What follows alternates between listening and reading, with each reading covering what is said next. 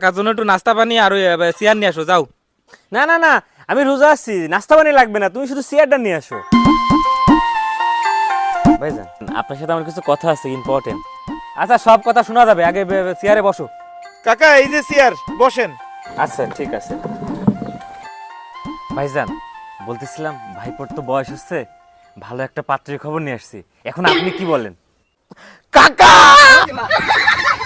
আপনি কতদিন পড়াইছেন কাকা? কাকা আপনার কিন্তু আজকে ইফতার কইরেই যেতে হবে। না না না, যাওয়া যাবে না, আপনি রাতে থাকবেন, পরের দিন দরকার পড়লে ইফতার করে তারপরে যাবেন। এই তুই চুপ কর, আমরা এখানে কথা বলতেছি না, তুই ভিতরে যা যা। ভালো কথা মতো সহ্য হয় না।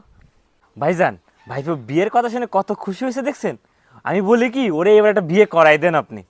ওরে বাবা, ওরে বিয়ে করাবো কি করে? ও পারে না কোনো কাজ কাম, করে না কোনো চাকরি, সারাদিন বন্ধু বান্ধব নিয়ে ঘুরে বেড়ায়, টোটো করে বেড়ায়। আমি কোনো কাজ করলে সেটাও করতে পারে না। ওরে ভাই